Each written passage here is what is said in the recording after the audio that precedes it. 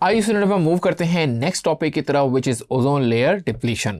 देखिए student, ozone layer depletion में जाने से पहले हमें पता होना चाहिए कि आखिर ओजोन क्या होता है। ओजोन जो है वो एलोट्रॉपिक फॉर्म है ऑक्सीजन की, जिसमें 3 ऑक्सीजन के एटम होते हैं। देखिए स्टूडेंट, एलोट्रॉपिक की जो बात है वो हमने 9th ग्रेड में बहुत मरतबा की है कि जिसमें ऑक्सीजन यानी O एटम और O2 और O3 3 एलोट्रॉपिक फॉर्म होती है, जिसमें एक ही किस्म के एलिमेंट होते हैं लेकिन डिफरेंट स्टेट्स में होते हैं, O2 और O3।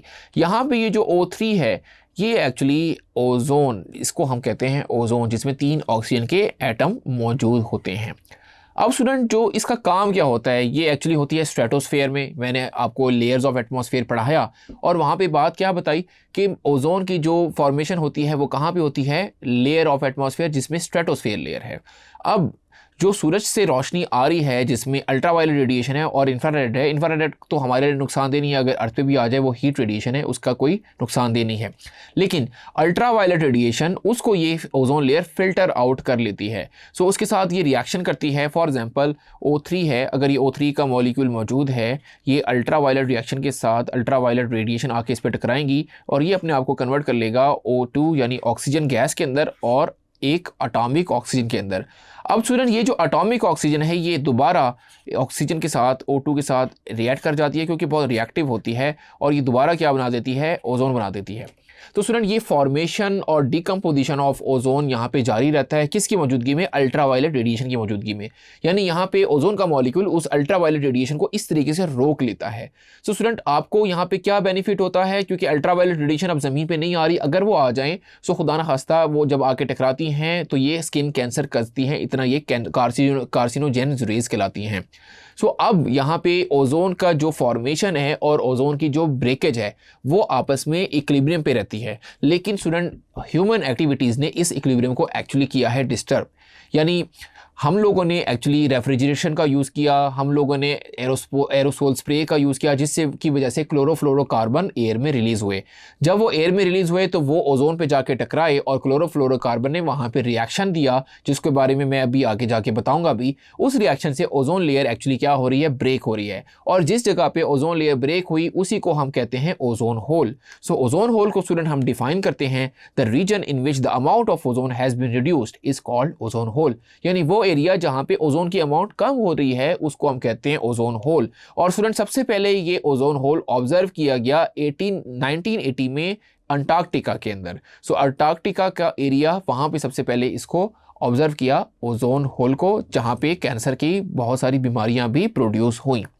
अब स्टूडेंट, हम बात करते हैं कि क्लोरोफ्लोरोकार्बन किस तरीके से ओजोन लेयर को ब्रेक करता है, यानी उनका रोल क्या होता है। सबसे पहले हमें जानना पड़ेगा कि क्लोरोफ्लोरोकार्बन आखिर होता क्या है। स्टूडेंट, CFCs, हम इसको शॉर्ट फॉर्म में कहते हैं CFCs। ये गैसेस भी हो सकती हैं या लो बॉइलिंग लिक्विड होते हैं, और ये हवा में स्केप हो जाते हैं aerosol can say, air conditioning से, रेफ्रिजरेशन से। ये मैंने आपको बता दिया। इसके अलावा ये UV रेडिएशन को सबसे पहले ब्रेक करते हैं और कन्वर्ट करते हैं क्लोरीन फ्री रेडिकल के अंदर। यहाँ पे मैं रिएक्शन लिखता हूँ कि क्लोरोफ्लोरोकार्बन, जिसका फॉर्मूला होता है CFCl3, अल्ट्रावायलेट रेडिएशन इसको ब्रेक करती है, अल्ट्रावायलेट रेडिएशन इसको ब्रेक करती है क्लोरीन फ्री रेडिकल के अंदर, यानी यहाँ पे बनेगा CFCl2 और प्लस क्लोरीन फ्री रेडिकल। अब स्टूडेंट, जो क्लोरीन फ्री रेडिकल यहाँ से बनता है वो रिएक्ट कर जाएगा ओजोन के साथ कुछ इस तरीके से, यानी ozone plus chlorine free radical, और ये अपने आप को कन्वर्ट कर देगा क्लोरीन मोनोऑक्साइड के अंदर, और यहाँ पे O2 ऑक्सीजन गैस बन जाएगी, राइट।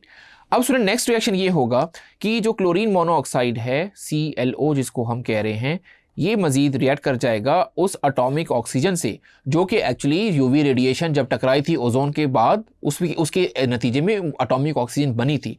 ये जब रिएक्शन करेगा तो ये chlorine free radical once again आपको मिल जाएगा, और आपको जो O है O के साथ रिएक्ट करके O2 बना देगा। अब इसका स्टूडेंट, अब हम ओवरऑल रिएक्शन लिखते हैं।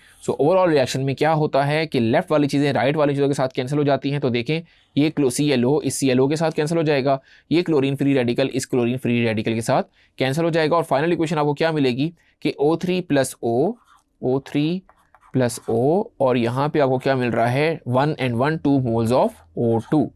तो कुछ ऐसे आपको यहाँ पे मिल रहा है। तो स्टूडेंट यहाँ पे एक बात आप याद रखें कि क्लोरीन फ्री रेडिकल जो कि इस स्टेप 1 में एक्चुअली रिएक्ट कर रहे हैं वो स्टेप 2 में दोबारा बन रहे हैं। सो इसी तरह से एक क्लोरीन फ्री रेडिकल बहुत सारे हजारों किस्म के जो आपकी ओजोन के मॉलिक्यूल हैं उसको डिस्ट्रॉय कर सकता है, उसको तबाह कर सकता है और वहाँ पे ओजोन होल क्रिएट कर सकता है। तो ये चीज़ें आपने जहन में रखनी है, क्लोरोफ्लोरोकार्बन किस रिएक्शन के नतीजे में ओजोन मॉलिक्यूल को ब्रेक कर रहा है। सो होपफुली स्टूडेंट ये सारा चैप्टर, ये टॉपिक और इनके बारे में सारी चीज़ें आपको अच्छे से क्लियर हो गई होंगी।